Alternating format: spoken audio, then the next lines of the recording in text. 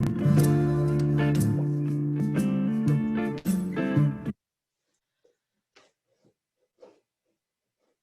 going to go ahead and get started this evening. Well, good evening and welcome to the Fall Gardener's Toolbox series. This is the first of this season. We want to thank you. Yes, Debbie, I'm outstanding in the field. I want to thank you for joining me tonight, and over the next about 6 weeks, we have a great lineup of not just me, but next week we have Dr. Donald Lewis. He's going to start talking about home invaders, all the creepy crawlies that come in the fall and winter, and how to deal with those. And then really excited about Adam Jenke. He's coming in October to talk about landscaping for the wildlife. So how you can make a friendly landscape for birds and squirrels and things like that. So pretty excited about those two topics especially. October 1st, we're doing holiday plants, and then I'm going to round it out at the end with some shrubs. We had several requests for woody plant talks, and since I did trees in the spring, I'll do shrubs this fall. And then we have a whole nother series planned for the spring, but I will wait to let you wait to see what those are. But tonight we're going to talk a little bit about fall cleanup. This is one of those things that everyone, by the end of summer, it's been hot, you're tired, it's time for fall, and you may not want to really garden anymore, but really it's the one thing you can do that sets yourself up for real success in the spring. So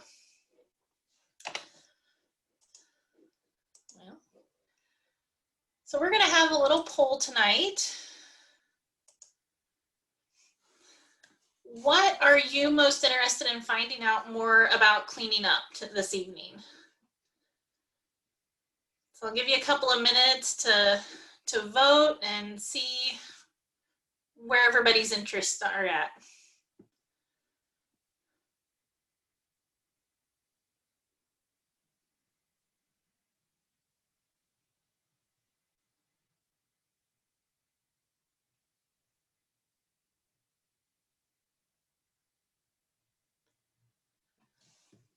Okay, so we've got almost all of you.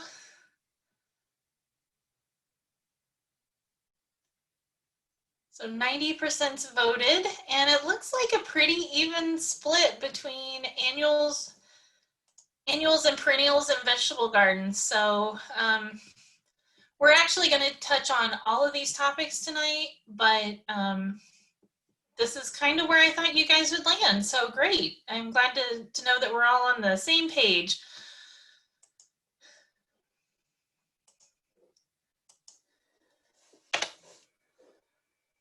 So our next poll, so I had 2 polls tonight. Our next poll is, in regards to cleaning up the landscape, I would say I am always thoroughly clean my garden and landscape each fall. Try to do the basics, but could definitely do better. Always intend to clean up, but I'm on the struggle bus. I'm probably in that category. And wait, you're supposed to clean up. So I'll give you guys another minute to vote on this one.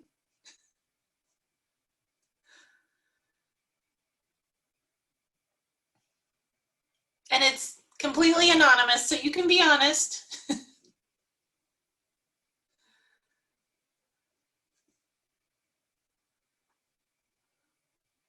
So we've got about 80%.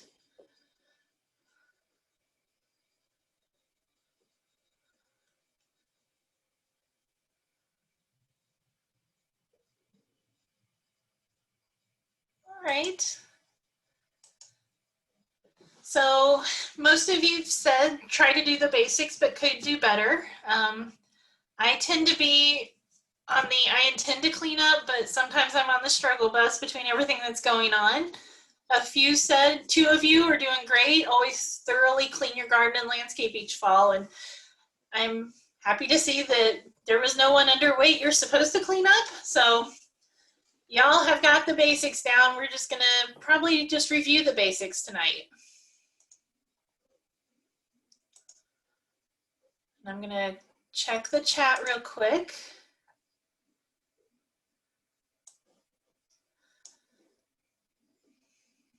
And yes, this is being recorded, so we will have it available probably tomorrow on YouTube. So if you have to leave, I will not take it personally, and not a problem.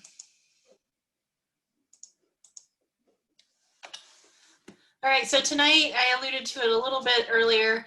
We're going to talk about some different topics, vegetable gardening, annuals, perennials, which is where almost all of you landed and said, this is what I'm interested in learning tonight. We're going to talk a little bit about trees and shrubs because there are a few things that you can do, a little bit of lawn care, and then I'm going to touch on some tools and miscellaneous maintenance you can do this time of year.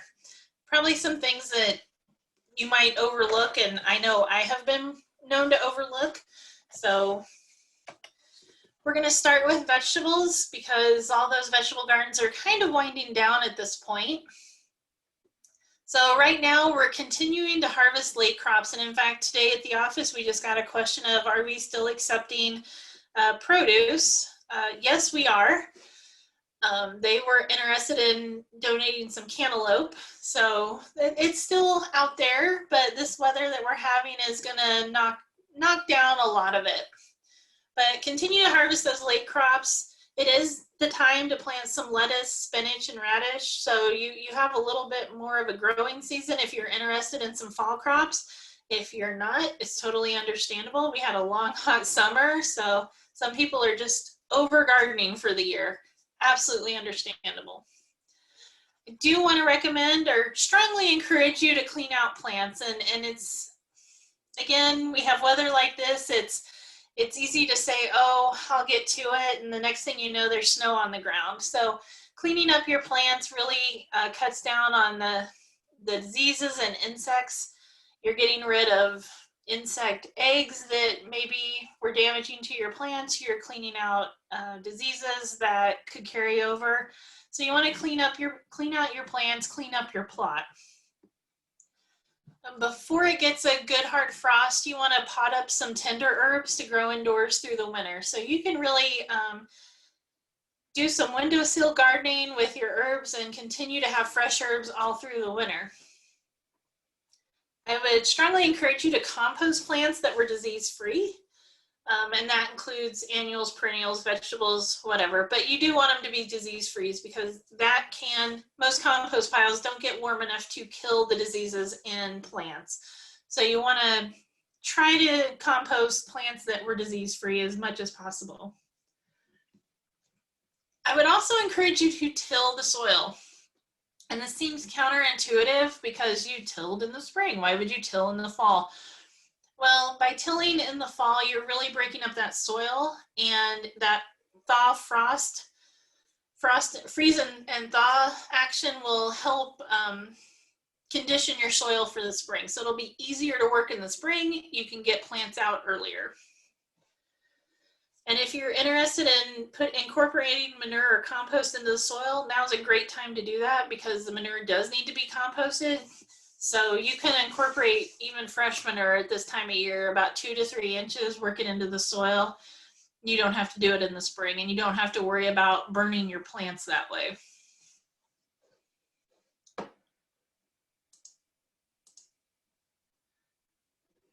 So I had a couple of questions.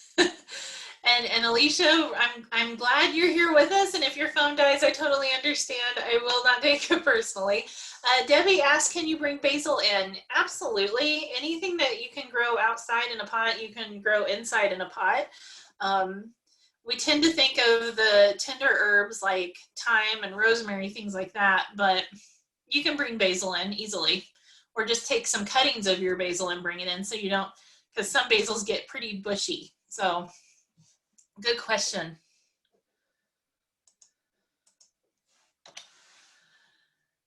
So this time of year, we're harvesting a lot of potatoes and onions. And if you're a fan of Karsten's Farm Days, they are having a big potato harvest this weekend. So they're looking for volunteers if you want to get a few volunteer hours. We're also seeing pumpkins, winter squash, and gourds. They'll be ready probably mid to late September. So we're watching for those, and yes, we will take winter squash and pumpkins to take to the pantries as well. Probably not as much pumpkins, but definitely winter squash. A lot of folks don't want to think about the strawberries this time of year, but it's really important to mulch your strawberries for winter, and you want to use a nice clean straw, not hay, because it tends to be a little bit weedier, and then you're going to have a weed problem in your strawberries, which is a bigger problem to deal with. You also don't want to use leaves on your strawberry because they pack in together, and so it can actually make a barrier that runs all of the moisture away from the plants. So with strawberries, you really want clean straw because they need a nice insulation, but they also need some water movement through there. We also get a few calls every year about asparagus, and we've actually gotten a call not too many days ago about rhubarb as well. So I wanted to touch on those two. Asparagus, you can cut back asparagus foliage, but it's really better to leave it until the hard frost knocks it off, or hard freeze. And that's just because it's more of a root crop and it needs those stores to start again the next season. So if you can handle it, leave it and let it be until the hard freeze knocks it back.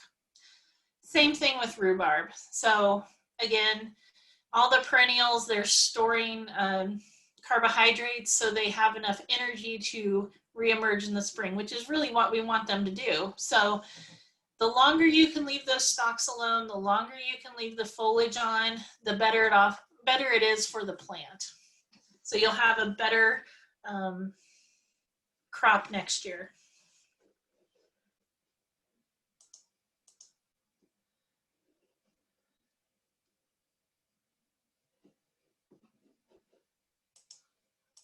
All right. Oh, sorry about that. So I wanted to talk a little bit about annuals and perennials. There are still a few activities that you need to do for this fall and getting ready for winter in your annual and perennial beds. Right now, harvesting flowers for drying indoors is the ideal time, and with the weather we're having, you're going to want to do that pretty quick. It is supposed to warm up next week, but I know a lot of the perennials and annuals are starting to, the annuals are starting to go, the perennials are starting to look a little ragged, so you might want to do that now. It is also time to harvest seeds from flowers if you're a seed saver.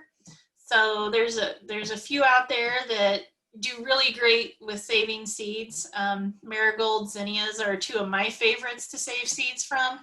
So go out, take a look at what you've got and what you want to save, and be sure to mark them of what it is. You know, if there's a color that you really loved and you're saving that zinnia, make sure that you mark that this was the red zinnia that I loved, because I don't know about you, but come April, May, I'm not going to remember what kind of seeds I completely saved. So you may have a hodgepodge, which can look great too, but mine tend to not look so great if I don't label them.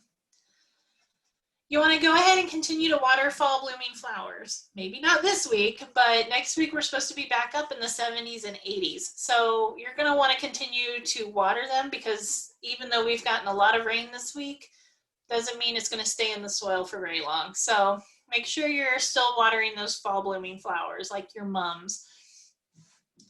Take some cuttings of coleus and geranium. Those will grow just fine in your house over the winter.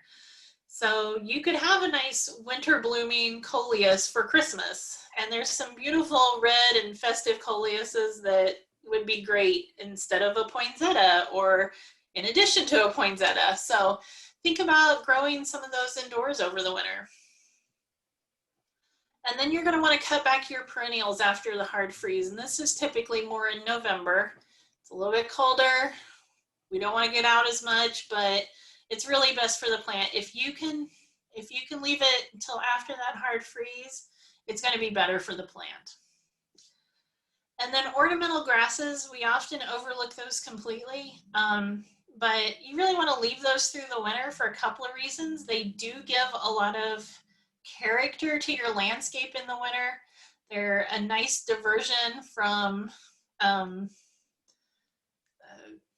leafless landscape. So plus it also makes a nice refuge for squirrels, for birds. You'll see birds out a lot on ornamental grasses. So I say leave the ornamental grasses through the winter, but if you absolutely have to, you can cut some of them back. So it won't hurt them, but we encourage you to leave them for a variety of reasons.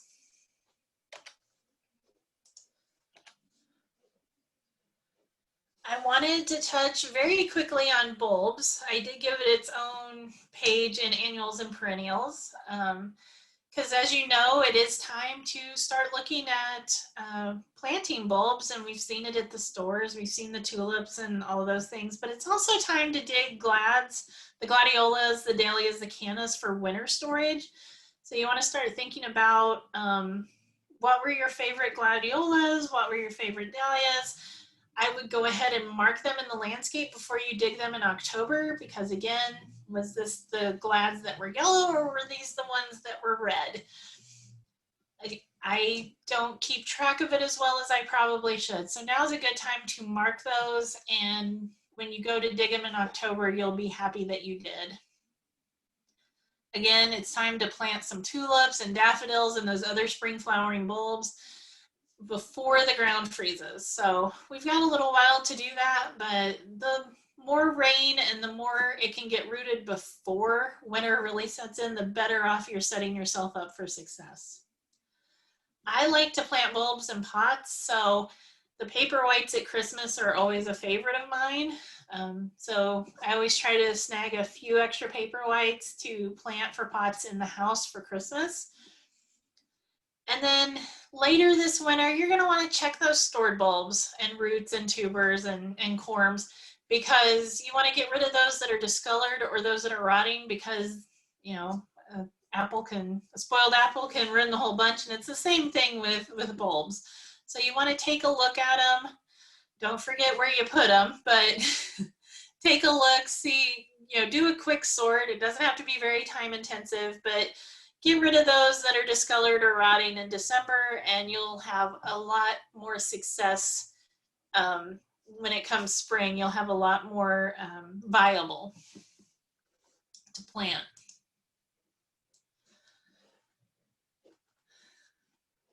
We get a lot of questions about roses, and roses are one of those finicky plants, I think. But roses require a little more care in the fall than perennials, and a little bit different care. So I gave them their own category as well. And there's some mystery surrounding roses of what do I do with my roses. So what you can do to really help them is remove the fallen leaves and the debris around the plant. Come this fall, you're going to want to loosely tie the canes together so they're not whipping in the wind. If they're too tall, too many of them, you want to tie them together so they don't start rubbing the cambium layer off against each other. So it's almost like animals eating on the bark. It'll have the same reaction with roses when they rub against each other. So we want to tie those canes together so they don't whip around. When we say modern roses, we're talking about the the floribundas and the hybrid teas and the ones that we really think of in the landscape these days. So you want to protect those by hilling or mounding soil around the base of each plant. And then pile leaves or straw on top of the soil mound. I told you not to do it on strawberries. It's perfectly fine to do that on your roses. Again, you want to use clean straw and not hay. Hay tends to be more weedy. So you don't want to create problems in the landscape. And if you're using cones, you still have to mound the soil on the inside and outside of the cone because they just don't work as well in Iowa with our temperatures. So there still needs a little more insulation than just the styrofoam cones. They work, but you still want a little bit of soil inside and then some support on the outside to keep that cone in place. And all of this happens mid-November. So we're way ahead of the game. You can plan ahead, but you want to wait and do that about mid-November. Shrub roses, no, shrub roses don't need all that fuss. That's a good comment, Rachel. These are, we're talking, I always think of the Jackson Perkins roses, the peace roses and the fancy roses that they make. That's what we're talking about here. The old fashioned and the knockout roses, they don't need this kind of love. They can handle some tough love. Good question, Rachel.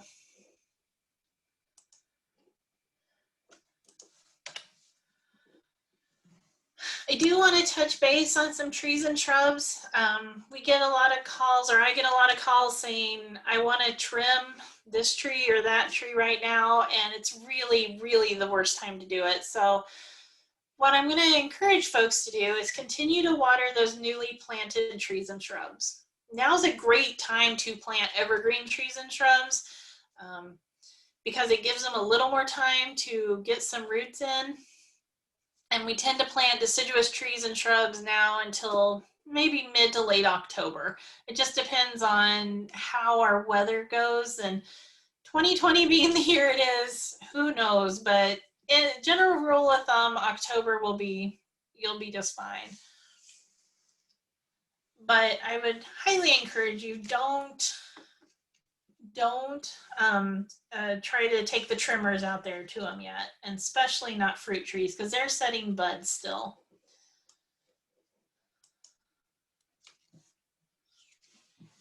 We get a few calls about lawn care, not a lot, but if you're interested in lawn care and you want that nice green lawn, there are a few activities you can do this fall that will really set you up for a nice lawn next year.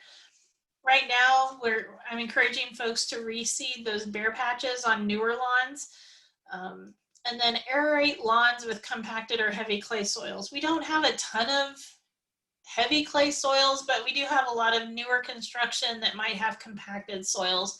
So if you're going to aerate, now's the time to do that. Next month, we're going to encourage you to apply some broadleaf herbicide. And that just cuts down going into winter, because as we know, dandelions will bloom 13 months out of the year if they could. So we're going to apply that broadleaf herbicide now. We're going to do another application later as well in the spring, but now's the best time. And then in November, we want to fertilize the lawns.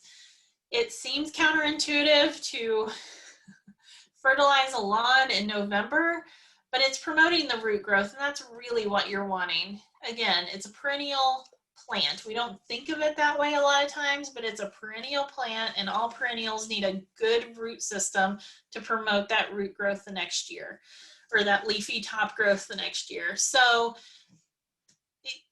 November is the time to fertilize, and you want 1 pound of nitrogen per 1,000 square feet.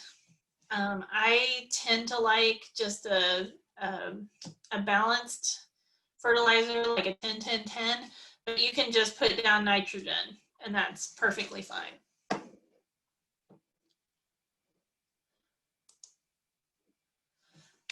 I also wanted to talk just briefly about tools and miscellaneous things. And these are things that are really easy to overlook this time of year. And then next spring, you're going to kick yourself. Why didn't I do that? So now's a great time to actually clean, sharpen, and store tools. And I'm going to throw in, get those lawnmower blades worked on too, sharpened. Because right now the lawn care guys, the guys who are working on lawnmowers, they don't have as much to do. People are thinking more about, okay, how many more times am I going to have to mow the yard, and then I can put the lawnmower up for the season. It's a good time to just take those blades off, take them in. It'll be a faster turnaround if you wait till March or April when you start thinking, yeah, I need to start mowing the yard soon, and everybody's thinking about that. So you get ahead of the game and not have to do that come spring. It also sometimes costs a little bit more if you wait till spring. So you might be able to save a little money because they're not working on lots of lawnmowers right now. Go ahead and organize your workspaces. You'll thank yourself later if you can walk into your garden shed and everything's where it's supposed to be in the spring, instead of looking for, every time you go out there, every 10 minutes looking for another tools, thinking, where did I leave that? Where did I put that? So go ahead and organize your workspaces. This is one I have myself have screwed up more than once. Empty those garden hoses, roll them up and store them. If you leave them hooked up to your faucet, your outdoor faucet, they may still have water in them. You have the freeze and thaw, and then you have a cracked water hose. So save yourself a little money, empty that garden hose completely, roll it up and store it for the winter. You also want to winterize your ponds at this time of year and get those ready. And insulate and shut off those outdoor faucets after you're done watering trees in, and after we get that hard frost to the hard freeze, you'll be done watering for the year. But you want to go ahead and insulate and shut off those outdoor faucets to save a freezing thawing situation that nobody likes, having to get faucet work done in the middle of winter. And that's the number one thing that I've seen turn outside into a skating rink in a real hurry. You want to clean, cover, and store your outdoor furniture. And I say clean from a gardening standpoint is give it a nice power wash and get off any of the sticky residue from aphids, or it can actually carry over some plant diseases if it was something setting in, around a bunch of plants. And then I would also encourage you to plan for some winter pruning. So we have right now we're looking at the trees, and I've noticed a lot more tree calls this year and plant specimens brought in, and people asking what they want to take off this limb or do a little pruning. Take some tape out there and put a little painter's tape around the branches that you want to prune, because you have a better idea now of what you're wanting to prune because we still have a leaf canopy on. Whereas in winter, you'll be looking at it thinking, was it this one or this one that I wanted to take off? So painter's tape works great. If you have some of the marking ribbon, that works great. But you might just want to plan ahead, and that'll help you save some time this spring. Because when we tell you to go prune, it's going to be about 40 degrees and it'll be colder, and you won't want to spend as much time out there. So not having to think about exactly every tree and analyzing it, now's the better time to do it when it's 70 degrees versus 40.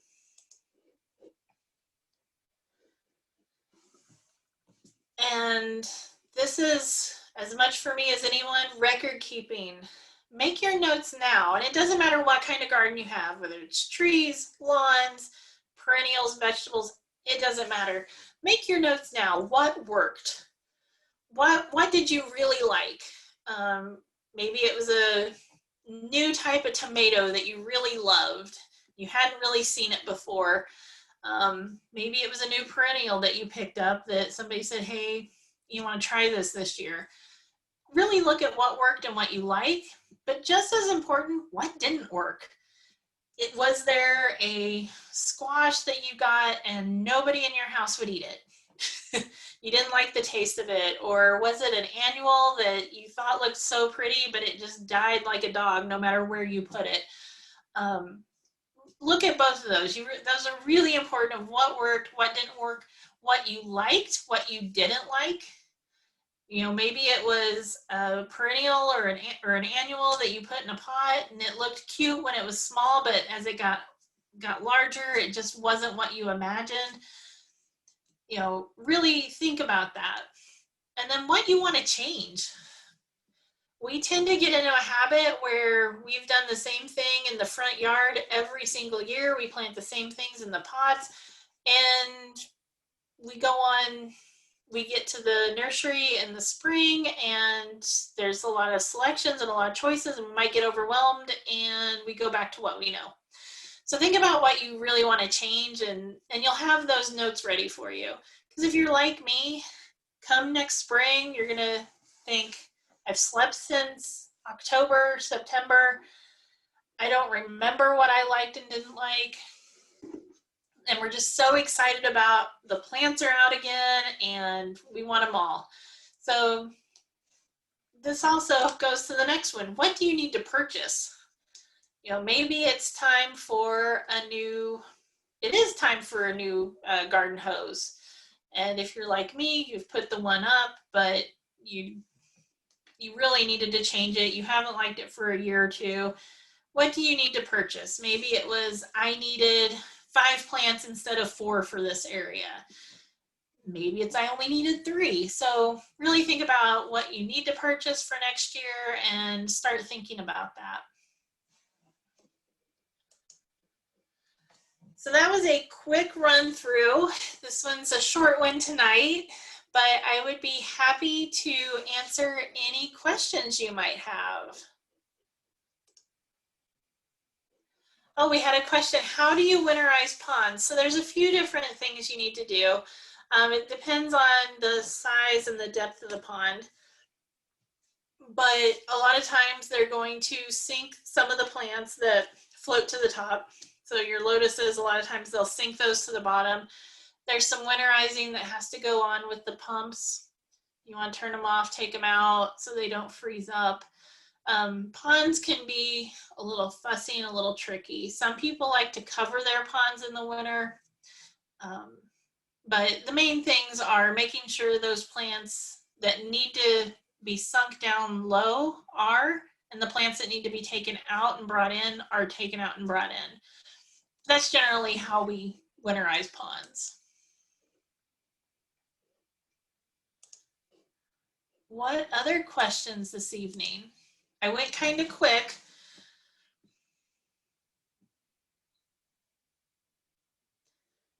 For annuals and pots, should we go ahead and mother the dirt out now too? I'm not sure I'm following you, Kathy. For me, I like to empty the annual pots completely and clean them and put them away because I tend to get excited in the spring and not, okay. I tend to forget which ones were maybe had soil that had a disease plant in it versus the ones that did great. So I tend to go ahead, dump the dirt and clean them with a quick 10% bleach solution to kill out anything else before I put them away. So yes, dump the dirt and clean them up. What other questions?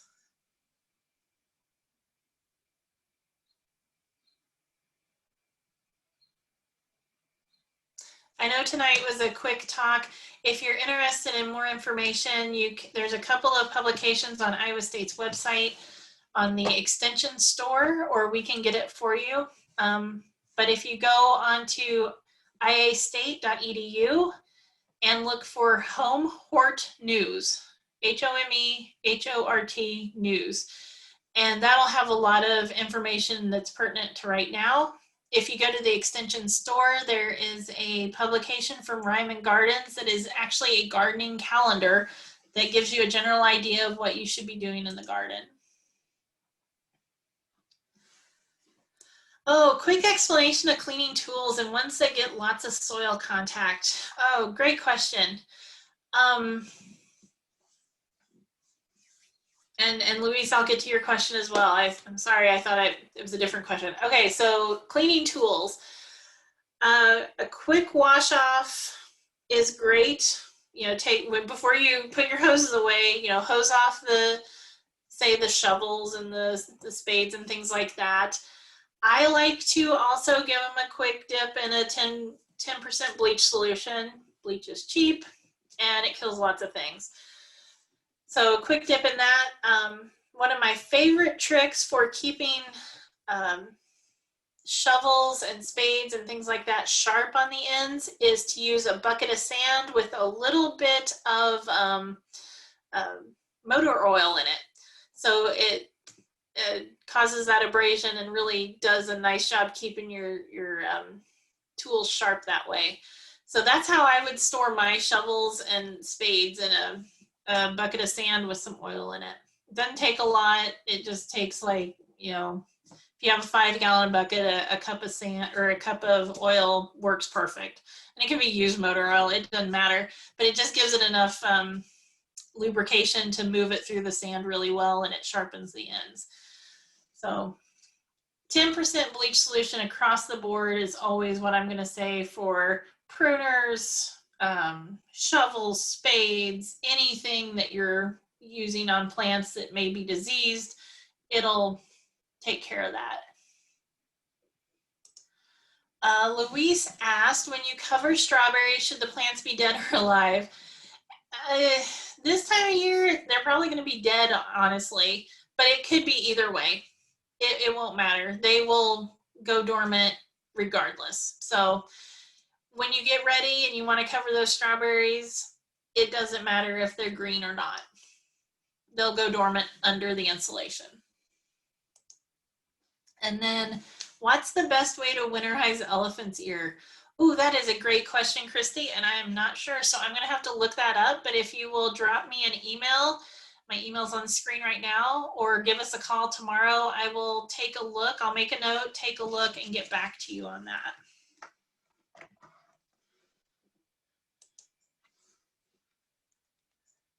Any other questions tonight? I know this was kind of a general overview and a quick overview, but we wanted to kick off this fall season, get folks ready to go into winter with some happy gardening and some interesting things to talk about. So I'll wait just one more minute, see if we have any more questions.